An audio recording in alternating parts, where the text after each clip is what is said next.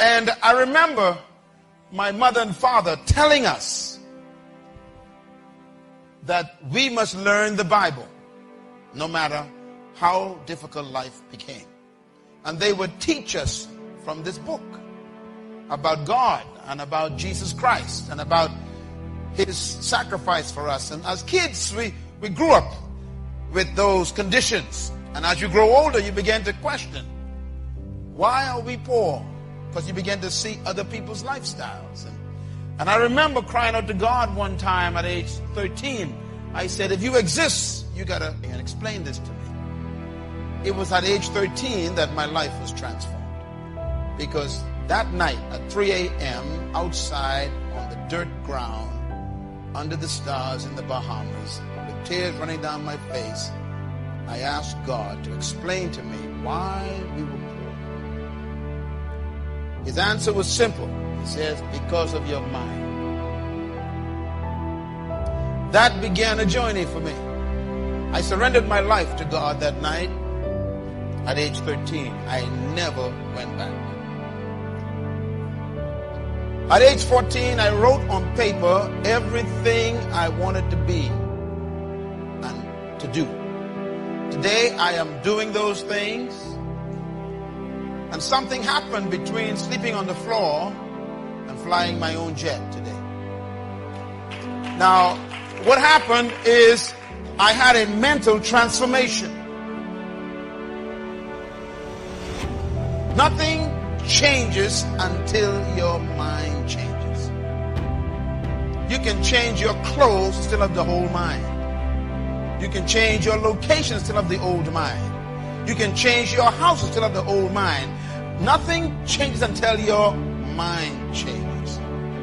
And during that journey as a young man, I began to read the Bible at age 14. Ladies and gentlemen, I'm serious about this. I read this book at age 14. I read through the entire book, and I didn't understand nothing. Because the Bible is a very complicated book. And also I read it in the King James Version, which is even worse. But I read it because I wanted to know what God said to man. When I was 15 years old, I read the Bible again, completely through. And I began to understand it. By age 16, I began to memorize big chunks of this book. And my school lessons went from F to A. I became an A student because of this book. I graduated top of my school in high school because of this book. It taught me that nothing was impossible. So my whole life was changed because I fed myself new information from that book, which changed my concept of me. And I discovered things like this. The greatest tragedy in life is not death. Some people think that when someone dies, that's the worst thing that can happen to you. That's not true. I discovered that the greatest tragedy in life is not death, but it's life without a purpose. It is more tragic to be alive and not know why than to be dead and not know life.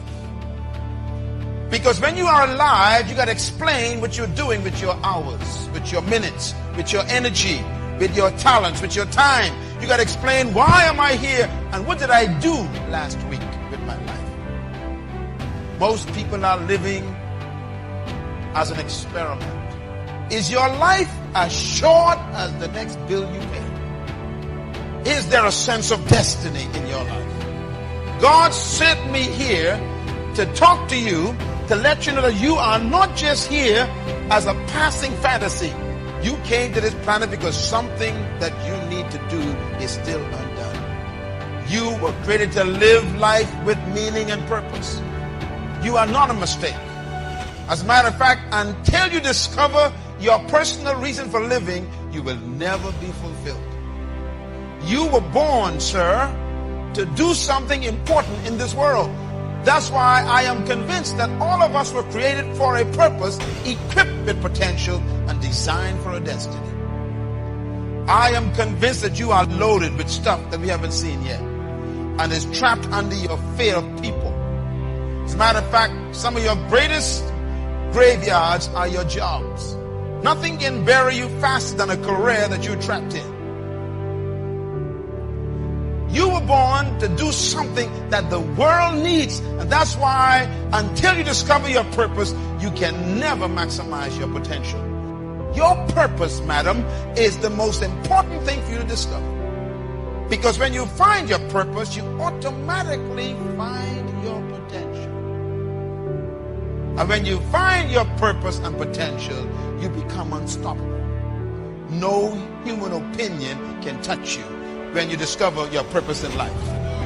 As we drove here from the airport to the town this afternoon, I saw something that always stirs me. And it makes me ask a question I asked when I was 17 years old. I asked this question: what is the wealthiest spot on planet Earth? Where is the greatest wealth on earth? And someone says, well, maybe it is the gold mines of South America, or it's the diamond mines of South Africa, or the oil fields of Iran, Iraq, and Kuwait, or maybe it is the silver mines of Peru, or maybe it's the oceans of the Caribbean with all that seafood. What is the wealthiest spot on earth? I found it. The wealthiest spot on earth is right here in Marion. I saw it today. The wealthiest spot on earth looks just like this. It's the cemetery. Why is the cemetery the wealthiest spot on earth? Do you know why? Because buried in the cemetery are books that were never written. In the graveyard, we've got paintings that were never painted. Buried in the cemetery right here in Marion is music that no one has ever heard. Because people died with music in their minds. What a tragedy. The graveyard is filled with businesses that never opened. Some of you had a business idea for the last 20 years and you are still employed. Because you wouldn't step out and believe God with that idea. And the cemetery is going to take that business from us. The graveyard is filled with ideas that never became reality. The graveyard is filled with visions that died as nightmares and dreams. We got plans that were never executed. The graveyard is filled with awesome, powerful treasure no one has ever used. As a matter of fact, that is why I came here. Because I had to come. I came here because of the cemetery. I came here because I knew sitting in your chair right now tonight would be a person who is the candidate to add to the wealth of the cemetery. You are about to make the cemetery even more wealthy. Why? Because trapped in you is a book that you're procrastinating on. Inside of you is an idea that you still refuse to pursue. Inside of you is music that you never wrote, poetry you never wrote. How come the cemetery is going to take from us again? I have come to make sure the cemetery doesn't get anything from you. I really came here to Marion, South Carolina to make sure that you die empty.